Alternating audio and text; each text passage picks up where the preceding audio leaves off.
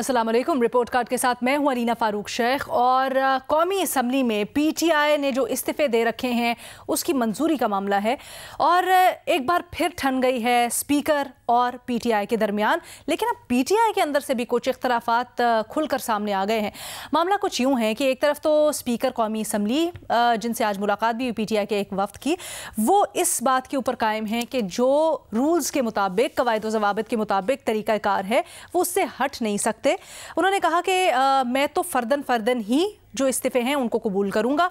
उन्होंने ये भी इंकशाफ किया कि पीटीआई के कुछ मेंबरान हैं, 22 टू बी एग्जैक्ट, जिनकी उनसे टेलीफोनिक रब्ता हुआ है और उन्होंने कुछ तहफ़्फ़ुज़ात का इजहार किया इस्तीफ़ों से मुतल्लिक। फिर उन्होंने मज़ीद ये कहा कि 6 ऐसे MNAs हैं पीटीआई के जिन्होंने स्पीकर साहब को कहा कि जो इस्तीफ़ों के ऊपर दस्तखत हैं उनके वो जाली हैं। ये भी स्पीकर साहब ने बताया कि 3 ख़वातीन MNAs ऐसी हैं पीटीआई की जो आकर हाज़िरी लगा कर गईं पिछले इजलास में, और न सिर्फ ये बल्कि 2 मेंबरान पीटीआई के ऐसे हैं जिन्होंने अपनी छुट्टी की दरख्वास्त दी है स्पीकर साहब को। तो वो कहते हैं ऐसे हालात के अंदर जब इतनी कन्फ्यूजन हो, इतना तज़ब्ज़ुब हो, तो मैं कैसे सारे के सारे इस्तीफ़े एक साथ एक्सेप्ट कर लूँ। आज इसी सिलसिले में एक वफ्द गया नुमाइंदा असद कैसर की ज़ेर सदारत स्पीकर साहब के पास और ये सारी बातें इनके ऊपर मुशावरत हुई, लेकिन डेडलॉक बरकरार है। अब यहाँ पर सोचने वाली बात यह भी है कि ये जो वफ्द था जिसकी क़यादत आज असद कैसर ने की, ओरिजिनली इसमें शाह महमूद कुरैशी और परवेज़ खटक ने होना था और शाह महमूद ने ही इसकी क़यादत करनी थी। लेकिन ये बताया जा रहा है ज़राए के मुताबिक कि at 11th hour Shah Mahmood Qureshi साहब ने कहा कि वो इसमें शरीक नहीं हो सकते। इसके ऊपर ज़राए के मुताबिक बताया जा रहा है कि खान साहब कुछ नाला हैं और ऐसा क्यों हुआ, क्यों वो आज इस वक्त में शरीक नहीं थे शाह महमूद कुरैशी और परवेज़ खटक, इसलिए लाहौर भी बुलवा लिया है खान साहब ने इन दोनों रहनुमाओं को। इस वक्त इजलास भी जारी है, उससे मुतल्लिक भी जो अपडेट्स आएंगी उसको प्रोग्राम का हिस्सा बनाएंगे। लेकिन ये जो सारा का सारा मामला हो रहा है ये किस तरह से टर्न आउट कर सकता है, खासकर 63A के चलते हुए। तो क्या ये इम्कान है कि अब जब इख्तलाफात खुलकर सामने आ रहे हैं इस्तीफ़ों के मामले पर और ये बात कही जा रही है ज़राए से कि पीटीआई के कुछ अरकान हैं जो वापस असम्बली में लौटना चाहते हैं, तो चेयरमैन तहरीक इंसाफ इमरान खान असम्बली वापस जाने पर राज़ी होंगे, हाँ या नहीं के ऑप्शन है हमारे तजियाकारों के पास। आज हमें पैनल पर ज्वाइन कर रहे हैं मज़हर अब्बास साहब, महमद सरफराज साहिबा, हफीज़ुल्लाह नियाज़ी साहब और टेलीफोन लाइन पर सलीम साफ़ी साहब भी हमारे साथ मौजूद हैं। महमल, आपसे मैं सबसे पहले जानना चाहूँगी इस पूरे मामले के ऊपर क्या आपको लगता है, आज एक तरफ तो डेडलॉक बरकरार है लेकिन दूसरी जानिब ये जो इख्तलाफात खुलकर सामने आ रहे हैं, इससे ज़रा शुरू करते हैं। बड़ी हैरान कुन बात कि कुछ पीटीआई के MNAs हैं जिन्होंने जाके छुट्टी की दरख्वास्त दे दी और कुछ हैं जिन्होंने कहा, जो अटेंडेंस लगा के आ गए। तो ये क्या हो रहा है?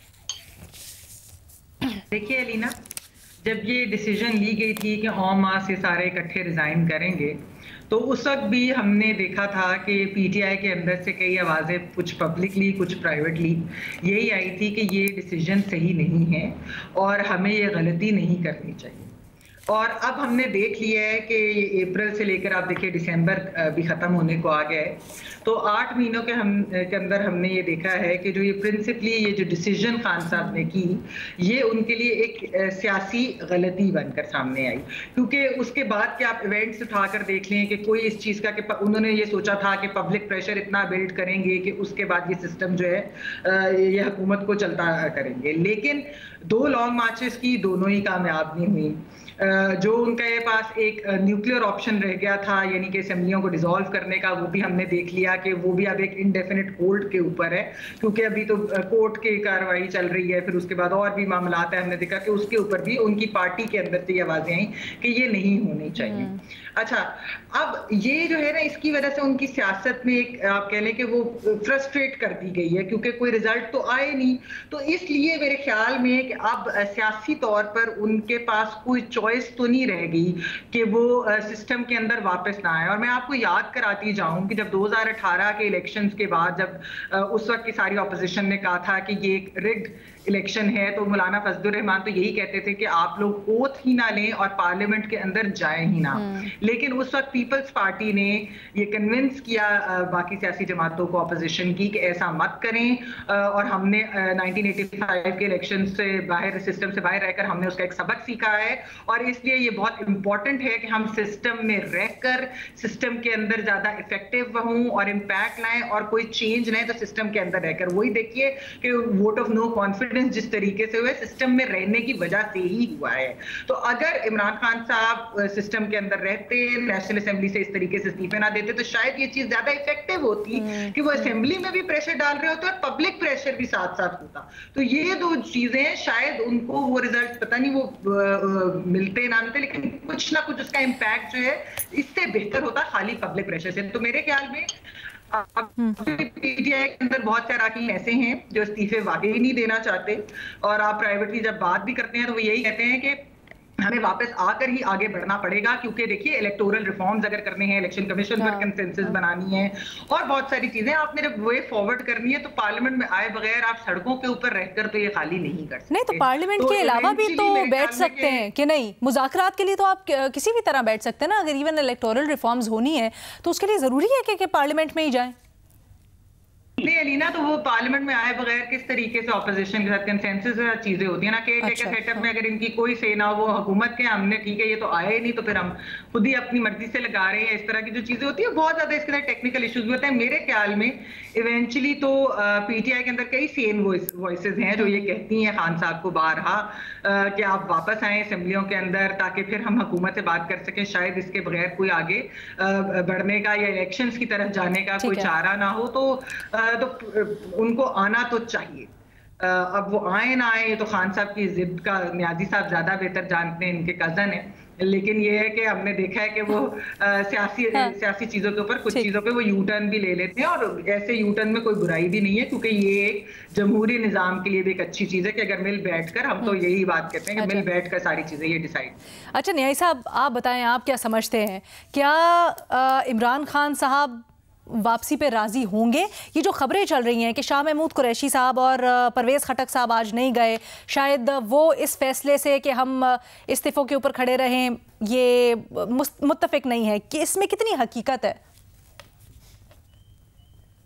ना मुझे ये नहीं पता कि इमरान खान साहब राजी होंगे या नहीं होंगे, क्योंकि ये बात बिल्कुल सही है कि उनकी इज्जत बेइज्जती का मसला बन जाता है और वो उसको जिद करना चाहिए या अपनी एक इज्जत बेइज्जती का मसला। उसकी वजह यह है कि इमरान खान साहब की सियासत के अंदर जो कैपेसिटी है, जो इस्तेदाद है, वो इतनी ज्यादा नहीं है। चुनांचे सियासी फैसले जब आप करते हैं और आपके पास उसकी पूरी वो अहलियत ना हो या इस्तेदाद ना हो, तो फिर आप फंस जाते हैं, क्योंकि आपकी जो एवेल्युएशन है उसकी वो नहीं कर पाते। अब पहली बात तो यह है कि इमरान खान साहब की इस मामले से पार्टी कभी मुतफिक नहीं थी। दूसरी बात यह है कि जब इन्होंने ये फैसला किया कि हमने इस्तीफे देने हैं, तो इमरान खान साहब पिछली दफा भी 2014 में भी इसको नाफिज नहीं करा सके थे, इस दफा भी शायद वो नाफिज ना करा सके। अगर कम से कम इतना जरूर है कि अगर नामुमकिन नहीं तो उनके लिए नाफिज कराना इंतहाई मुश्किल मरहला है, चाहे वो पंजाब के अंदर हो। उनका ये गेम होती रहेगी। मुस्लिम लीग नून और परवेज इलाही आपस में दस्तों गिरबां हैं, लेकिन मैं पहले भी आपके प्रोग्राम में कह चुका हूं कि अंदर से मिली भगत है। किसी न किसी जगह पे कोई ना कोई इनकी अंडरस्टैंडिंग कराई गई है कि आप ये इसी तरीके से खेल के इमरान खान साहब को जो है उनको बिजी रखें, वो महसूस रखें।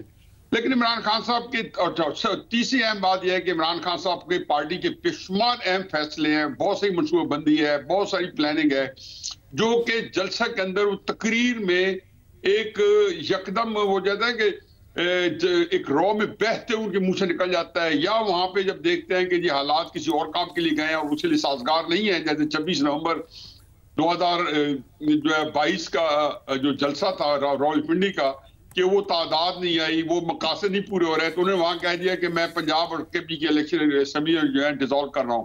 तो जब मैंने तहरीक इंसाफ के बंदों से पता किया, पहले मैं आपको बता चुका हूं, तो हकीकत यह है कि पूरी टॉप लीडरशिप में कोई बंदा दूसरे आगाह नहीं था। ये एक बड़ा सुकम है किसी पार्टी का, कोई इतना बड़ा फैसला करे और आपकी जो टॉप लीडरशिप है उसको आप कॉन्फिडेंस में ना लें। और एक दफा नहीं, ये कई दफा अपनी पार्टी को, अगर आप एम्बैरेसिंग लफ्ज ज्यादा नहीं है तो कम से कम मुश्किल में जरूर डाल देते हैं कि वहां फैसला कर देते हैं, फिर कहते हैं आप इसको किसी तरीके से आप इंप्लीमेंट कराएं, जो कि अक्सर वो इंप्लीमेंट नहीं हो पाता और साख उनकी मजरू हो जाती है। तो अब मेरा ख्याल है कि जो गुम वो कैफियत है ये रहेगी। और इसी तरीके से एक जो जैसे असद कैसर वगैरह या शामिल कुरैशी वगैरह एक कतई नहीं देना चाहते, बल्कि मुझे तो इतना पता है कि जब ये शुरू में उस वक्त तकरीबन पार्टी और बोर्ड थी, जब इन्होंने कहा कि कौमी असेंबली से हम इस्तीफे देंगे और खड़े हुए दिए भी सही, तो उस वक्त भी इन्होंने इनके साथ कोई पार्टी का सीनियर रहनुमा नहीं था। पेशावर के जलसे में कहा था, कासिम सूरी की तारीफ की थी, जहां पे इन्होंने कहा था कि असद कैसर ने उन्हें लेट डाउन किया है, और जलसे में तो कुछ और ज्यादा नहीं बोले, लेकिन वो यही कि असद कैसर के बारे में मुख्तलिफ जगहों पे वो मीडिया के साथ बात करते हुए थे। अब इस सूरत हाल में जबकि वो फैसला किया था, उसमें पार्टी ने ऑन बोर्ड भी थी, फिर भी तकरीबन ऑन बोर्ड जबरदस्ती उन्होंने कराई, फिर भी वो उसमें अमलीमेंट नहीं करा सके। अब मेरा ख्याल है कि उनके लिए बहुत मुश्किलात बढ़ती जाएंगी, और इमरान खान साहब जितना लेट होता है, एक तो उनका नैरेटिव के अंदर से जान निकल जाती है, दूसरा उनको अपने फैसलों के ऊपर अमल दरामद कराना जो है वो भी मुमकिन नहीं रहता। अच्छा। बड़ा लेकिन आपको लगता है कि कहीं ना कहीं ये तय हुआ है कि उन्होंने जाना है, ये पार्ट ऑफ द प्लान है, शामिल कुरैशी भी नहीं चाहते? लेकिन सर मसला बताऊं अब क्या है, अब मसला ये है 63A के बाद, ठीक है पहले जो भी, लेकिन 63A की तशरीह के बाद अब ये इतना आसान नहीं होगा ना। अब क्या इसके ऊपर इस फैसले से पीछे हटना जो पार्टी है, जो MNAs हैं, उनके लिए इसकी गुंजाइश भी बचती है या नहीं? एक छोटी सी ब्रेक लेनी है हमने, उसके बाद हाजिर होते हैं।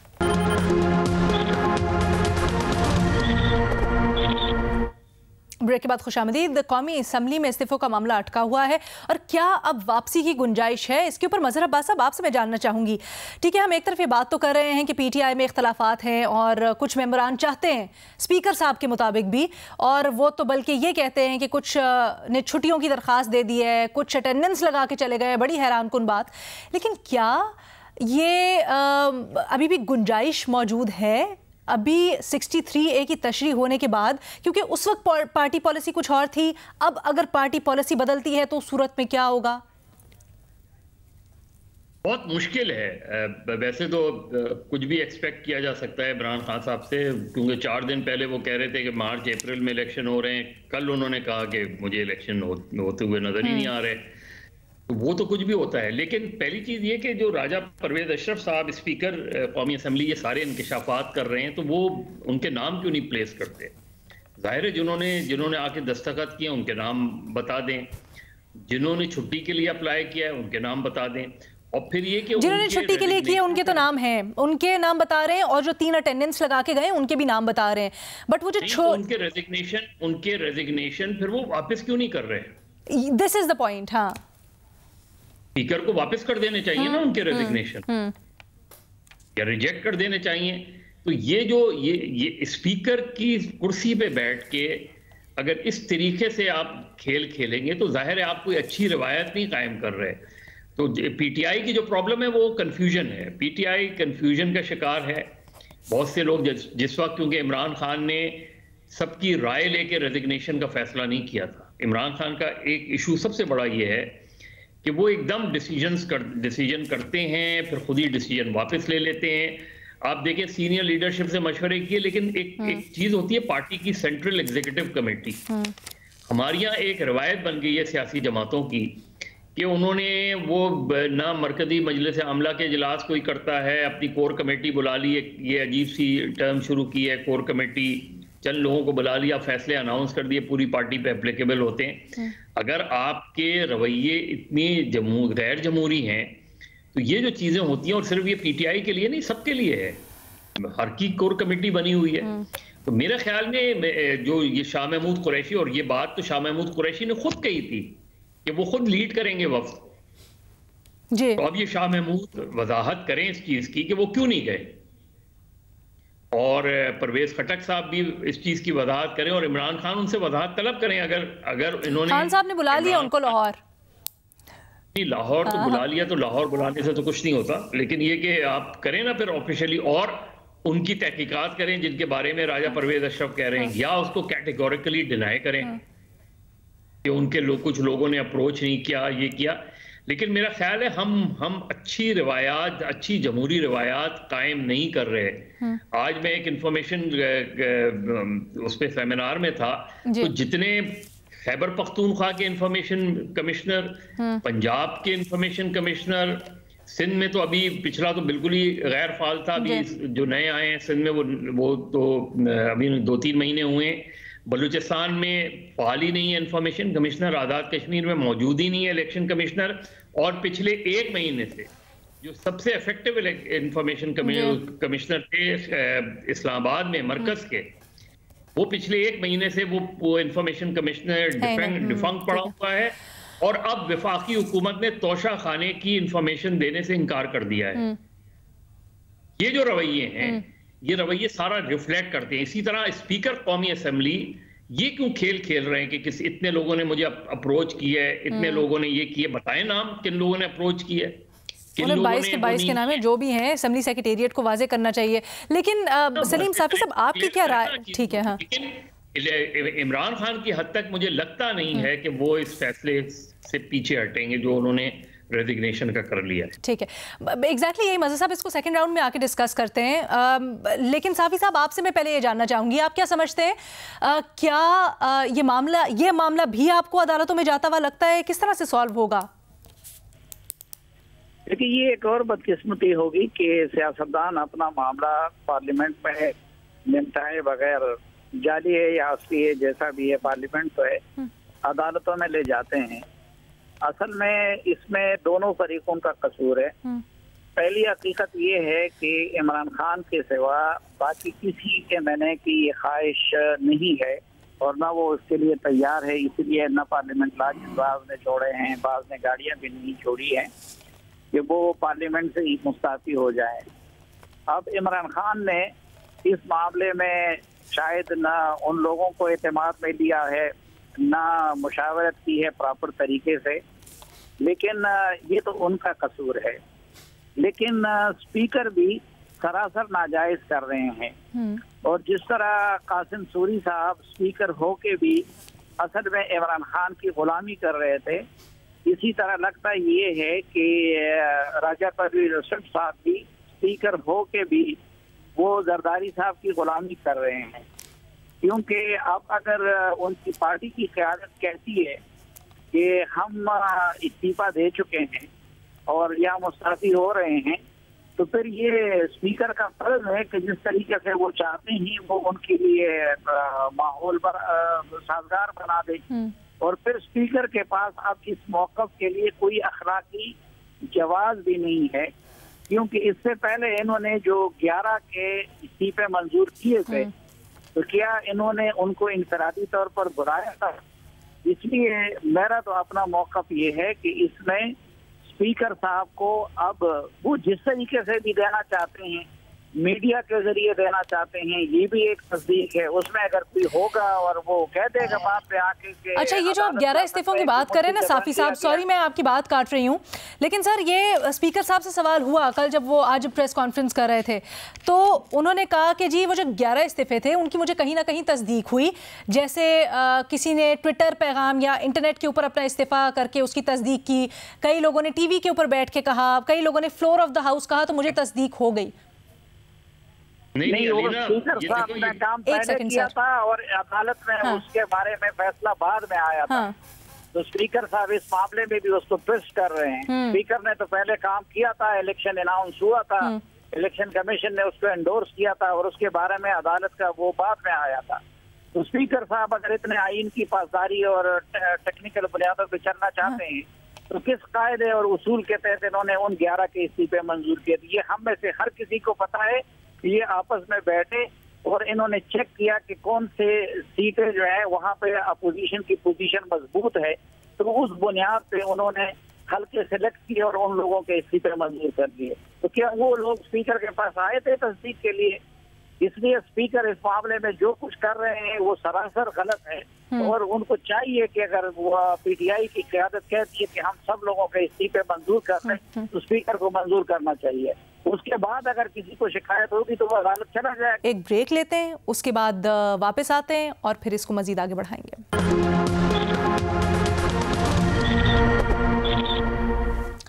ब्रेक के बाद खुशामदीद। हम बात कर रहे हैं ये जो कौमी असम्बली में वापसी की बात चल रही है और उसके ऊपर जो इस्तीफे दिए थे, तहफ़्फ़ुज़ात भी सामने आ रहे हैं स्पीकर साहब के मुताबिक पीटीआई के काफ़ी रहनुमाओं के। फिर आज शाह महमूद कुरैशी, परवेज़ खटक साहब उस नुमाइंदा वफ़द के साथ नहीं गए।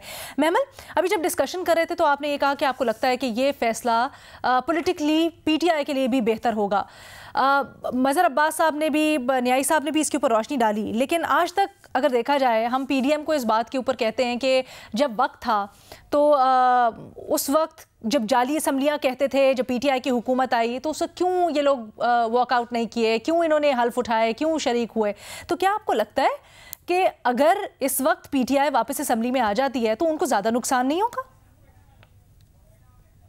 ना, वो मैंने आपको पहले ही बताया कि पीपल्स पार्टी ने, खासतौर पर बिलावल भुट्टो साहब ने इस चीज़ के ऊपर कन्विंस किया था बाकी जमातों को कि सिस्टम से बाहर नहीं रहना, इसी प्रोसेस के अंदर रहकर ही हमने जो करना है वो करना है, क्योंकि एक पार्लिमानी निज़ाम तो है। अच्छा, दूसरी चीज़ ये है कि अगर पीटीआई ये नहीं करेगी तो देखिए वो एक तरह से बंद गली में भी फिर जाते जाएंगे। हमने जिस तरह मैंने पहले भी बताया कि कोई उनको खातिर खा कामयाबी नहीं मिली सियासी तौर पर, जो वो रिजल्ट चाहते थे, उन्होंने दो चीजों के लिए चाहते थे, अर्ली इलेक्शंस और एक अपॉइंटमेंट के ऊपर, वो दोनों चीजें नहीं हुई। अभी असेंबलियों की तहलील की बात भी हुई, वो भी ऑन होल्ड हो गया। तो बात ये है अलीना कि हम इस वक्त बहुत सारी बाज़गश्त सुन रहे हैं। हमने कल भी एक चीज डिस्कस की, लॉन्ग टर्म टेक्नोक्रेटिक सेटअप की भी हमने बाज़गश्त सुनी। दूसरी बाज़गश्त ये हो रही है कि ये हुकूमत जो है, अगर इनको 1 साल की इस हुकूमत को एक्सटेंशन मिल जाए, ये भी हम बाज़गश्त सुन रहे हैं।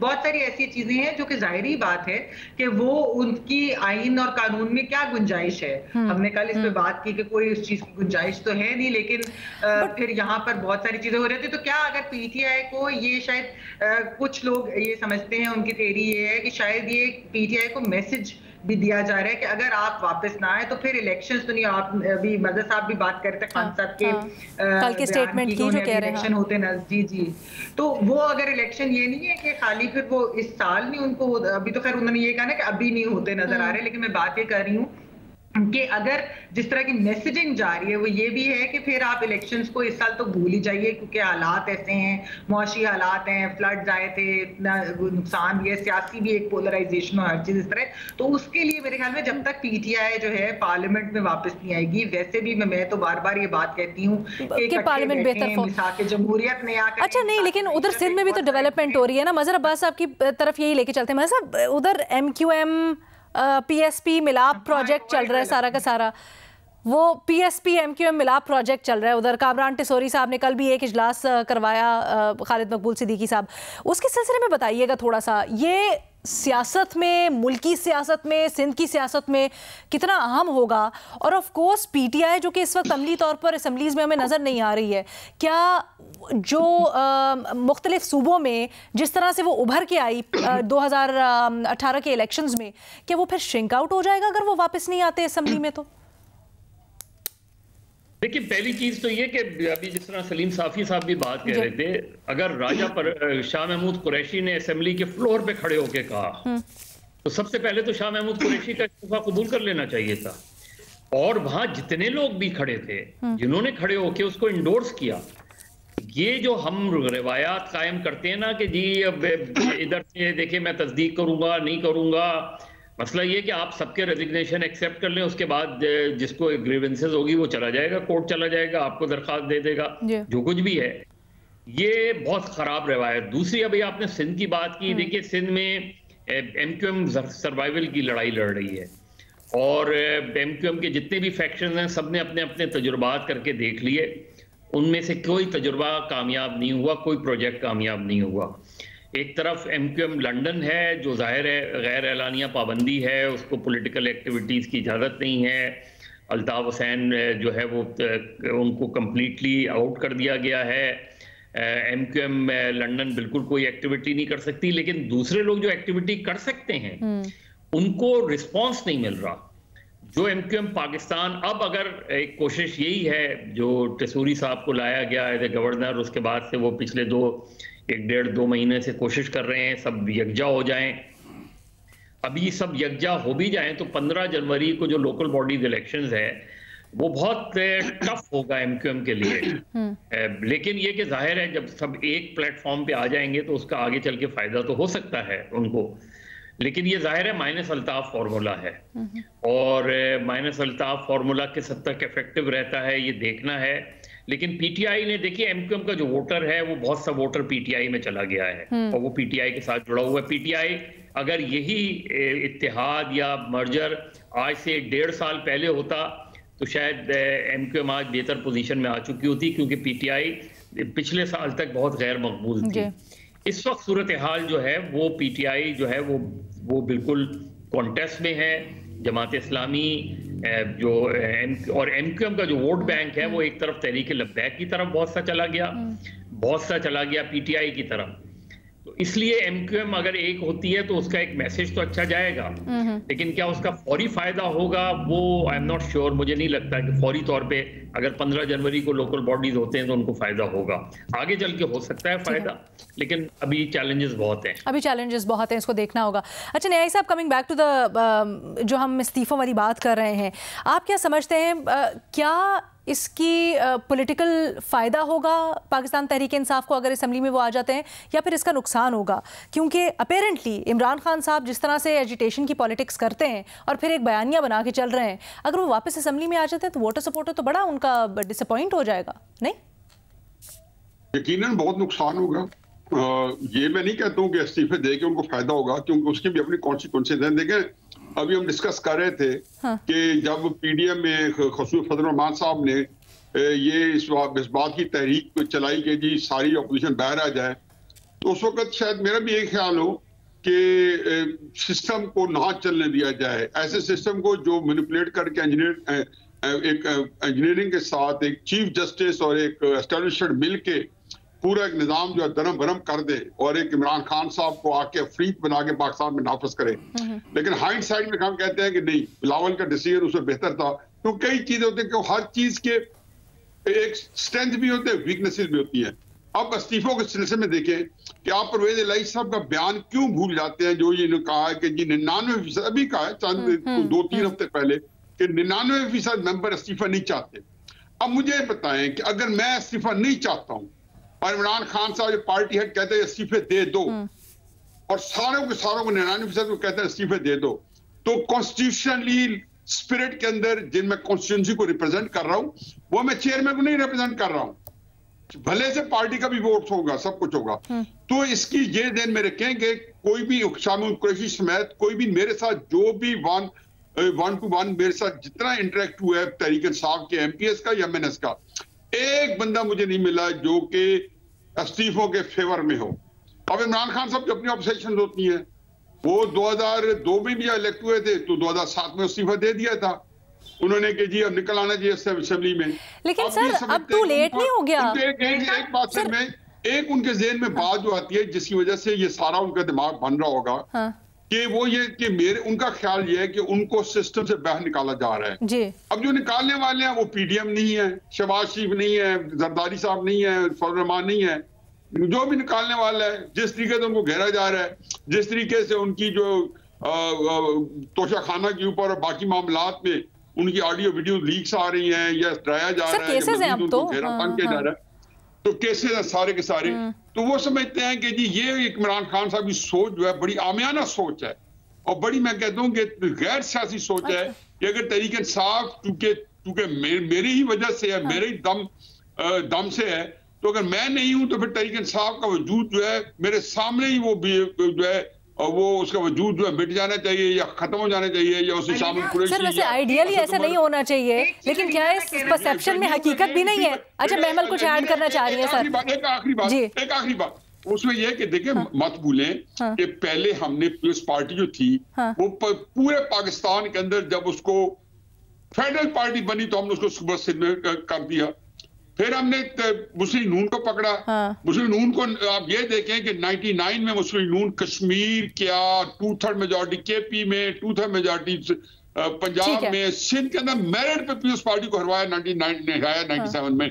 प्रोत्साहन ने मुस्लिम नून आज पंजाब तक महदूद है। ऐसी रिवायात मौजूद है पाकिस्तानी सियासत में, लेकिन आज के मैं वो बहस नहीं कर, मैं उसमें कर सकता हूँ, लेकिन ये अपनी ऑब्सेशन है पूरे पाकिस्तान। एक सेकंड उसमें आखिर बात एक फिक्र ले ले, मुख्तसर कीजिएगा। तहरीक इंसाफ जो है वो चारों सीटों के अंदर मौजूद है, तस्वीर मौजूद है, जी मौजूद है, अब उसको महदूद नहीं करना चाहिए। प्रोग्राम खत्म कर दिया जी महमल, प्रोग्राम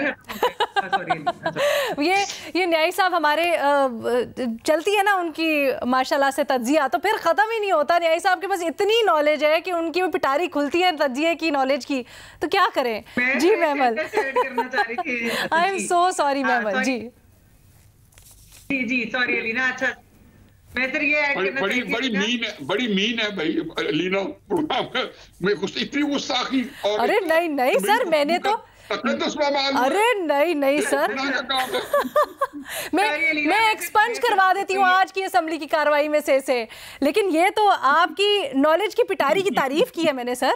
महमल कहना चाह रही है काफी देर से कुछ सर। महमल जी मैं सिर्फ ये ऐड करना चाह रही थी कि देखिए एक तो हमने पहले भी ये डिस्कस किया हुआ है कि खान साहब की डिसीजन ही अकेले की थी कि असेंबलीज डिसॉल्व करनी है। रेजिग्नेशन की जो है उस पर जरूर मामला डिस्कशन हुई थी, लेकिन उसमें भी उनकी एक फाइनल से थी। लेकिन हमने एक चीज नोट की है कि 2013 से लेकर अब तक जब भी वो पावर में नहीं है ना, यानी कि हमने देखा कि वो 2014 का भी धरना है, तब भी उन्होंने सियासत जो है ना वो पब्लिक प्रेशर वाली की, तब उनके पीछे एस्टेब्लिशमेंट थी।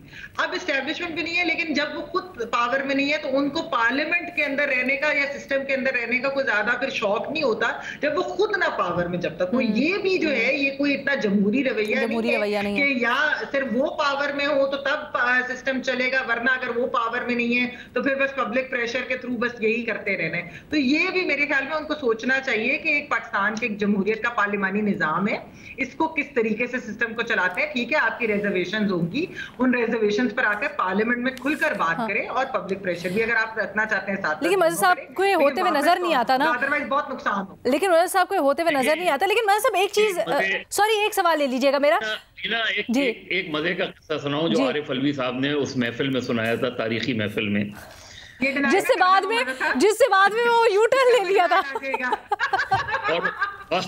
और वो ये था, उन्होंने कहा कि जब इमरान खान 2002 में अकेले एमएनए थे उस वक्त भी वो ये कहते थे कि पीटीआई वर्सेस ऑल है।